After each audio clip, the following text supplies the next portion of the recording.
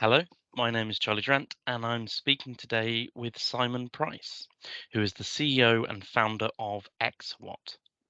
Now, Exawatt is a company that joined CRU Group earlier this year, and their research focuses on the technologies that will deliver decarbonisation through electrification.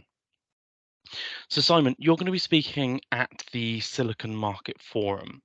Can you just give us a bit of a taste of the topics that you're going to be covering there? Yeah, absolutely. So I'm going to be focusing on two technologies that use silicon in the service of decarbonisation through electrification. One of those on the generation side of things, on the renewable generation side of things, is solar PV. It's been using silicon, for a long time, and silicon's kind of the workhorse of that in industry.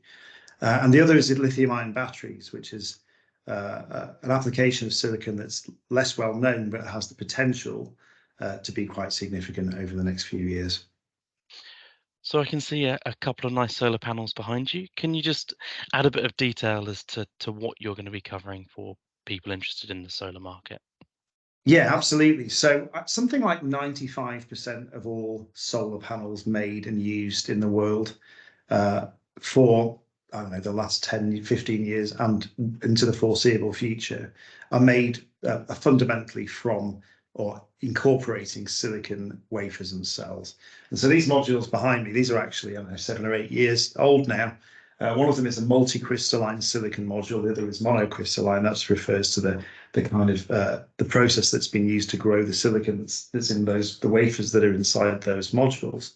But these modules aren't massively different from the modules that we see in the market today. Really, what's happened over the last sort of 8 years or so is that the performance of those modules has improved. So we're getting more out of the materials that go into those modules, including silicon, and to some extent, the amount of silicon that we use in those modules has been reduced. And I'll be talking about some of those trends, where we've got to and where we're going to be going to at the conference in Krakow. Yeah, and you mentioned you're going to be looking at two key pillars of where silicon is going to be helping Mhm. through decarbonisation. So lithium-ion batteries, what's the silicon angle there? How's that important?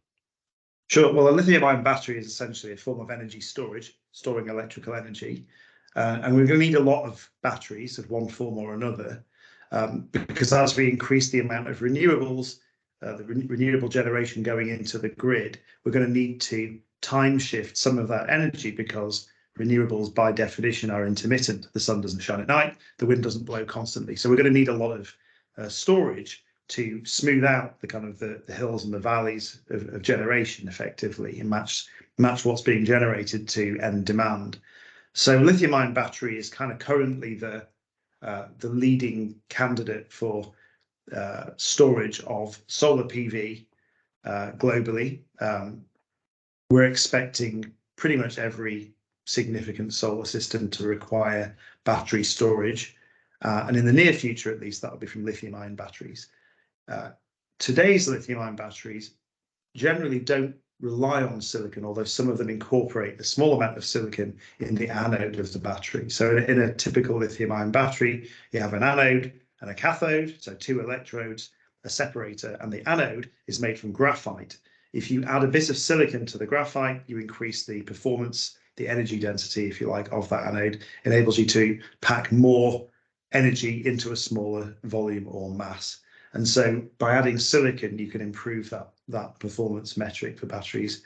I'll be looking at that, what the limitations of that are, what the opportunity is, and ultimately what the market demand will be for silicon going into that end application. Yeah, it's really interesting to hear you talk about quite a lot of the overarching sustainability themes there, electrification, decarbonisation, raw materials, critical minerals.